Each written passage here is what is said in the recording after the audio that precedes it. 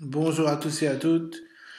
Dans cette vidéo, je voulais vous parler du bouddhisme. Est-ce que vous connaissez le bouddhisme? Le bouddhisme, c'est une philosophie issue de l'expérience du Bouddha qui, méditant sous un arbre pendant très longtemps, a exploré diverses dimensions de la réalité, une dimension d'ascétisme tellement grande qu'il était hyper maigre et qui s'est dit qu'il devait reprendre du poids en remangeant un petit peu et en se nourrissant correctement pour vivre dans un corps sain, pour avoir l'esprit sain. Ensuite, il a regrossi et après, il a trouvé la voie médiane entre les extrêmes opposés, qui est la voie du juste milieu, qui était la sienne. Et c'est là qu'il s'est éveillé et qu'il a eu la divine possibilité d'aller directement dans le nirvana. En christianisme, on appellerait ça le paradis. Mais pour le bouddhisme, le nirvana, c'est l'extase complète dans le grand tout. Et au lieu de rejoindre ce nirvana, le Bouddha s'est dit, je vais délivrer les gens de la souffrance en leur exprimant les vérités fondamentales que j'ai découvertes lors de mes méditations.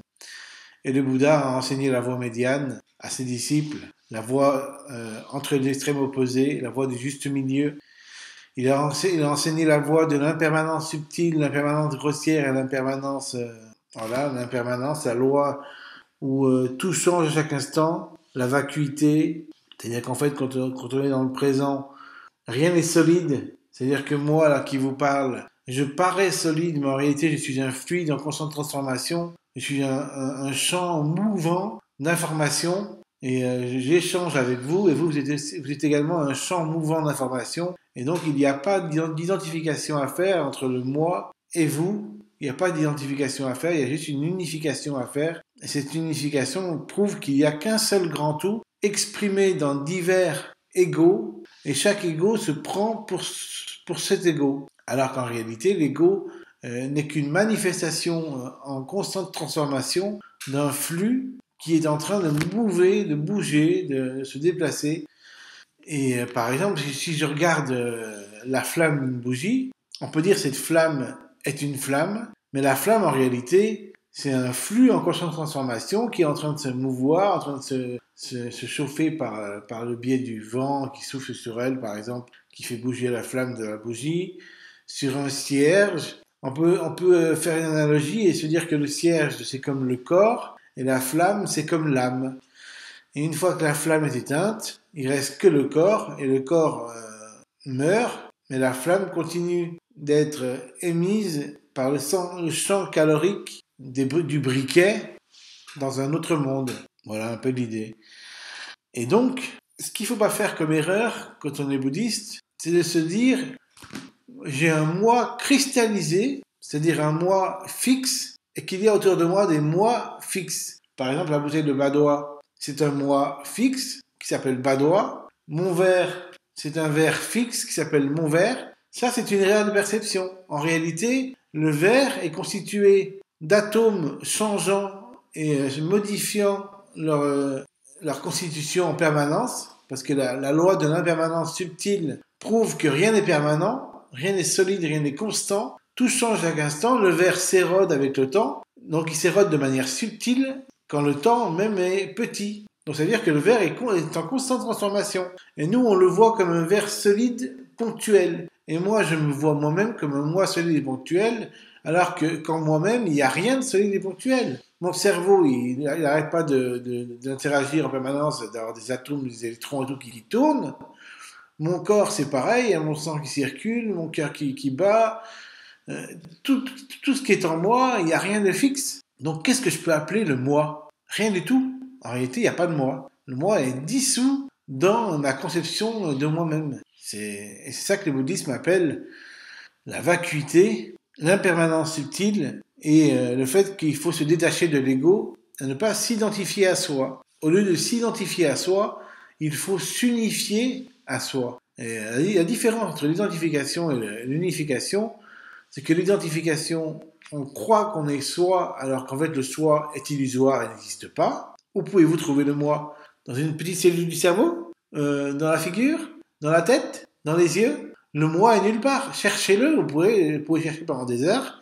Il n'y a pas de moi. Le moi est où? Dans l'intégralité de moi jusqu'à la touche de cheveux? Mais si je coupe un morceau de cheveux, alors le moi il disparaît? Qu'est-ce qui devient le moi si je coupe des cheveux? je perds de mon moi alors que mes cheveux tombent que si je les coupe. Si je coupe mes ongles, mon moi, je suis en train de perdre mon moi parce que mes ongles ils tombent. Non, je perds pas mon moi. Je perds pas plus mon moi en coupant mes ongles qu'en laissant mes ongles pousser. Donc mon moi, je ne gagne pas plus de moi quand je grossis que quand je maigris. Voyez-vous, c'est ça qu'il faut comprendre. Le moi est nulle part. Le moi, c'est pas cet ego qui caractérise mon enveloppe corporelle jusqu'à ma mèche de cheveux. C'est pas ça le moi. Par contre, on peut citer et dire ce flux en constante transformation peut être considéré comme un moi temporaire, alors qu'en réalité, il n'est pas un moi temporaire, il est un moi qui varie et qui est constant dans transformation avec le temps. Dans ce cas-là, le moi n'est pas fixe, mais il est changeant. Dans ce cas-là, on peut l'appeler le moi. C'est le moi, c'est la personne changeante, mais c'est pas un truc fixe que j'aurais, qui change jamais en moi et qui est éternel. Ça, c'est faux. On ne peut pas appeler le moi comme ça. C'est ça que le bouddhisme dénonce. Il dit que le moi est illusoire. Il n'y a pas d'identité fixe qui nous définit. Voilà. J'espère que cette vidéo vous aura plu. Elle était un petit peu courte, un petit peu longue. Je sais pas trop comment il faut dire ça, mais voilà. Et ce que je voulais vous dire, moi, c'est que ne croyez pas que vous avez un moi. Parce que le moi est illusoire. Il est nulle part, le moi. Il n'est pas dans la mèche de cheveux, il n'est pas dans les yeux, il n'est pas dans le cerveau. Parce que si vous faites une opération du cerveau et que vous coupez un morceau du cerveau, vous n'allez pas perdre votre moi. Hein. Votre moi, il va être le même. Donc le moi est illusoire. Le moi, c'est juste la transformation de vous-même en permanence. Parce que vous êtes changeant. Si vous regardez un océan, il est ni le même, ni un autre. Il est ni le même, ni un autre que l'océan d'il y a 10 ans. Pourtant, le flux en constante transformation de l'océan d'il y a 10 ans jusqu'à aujourd'hui, c'est le même flux. Voyez-vous?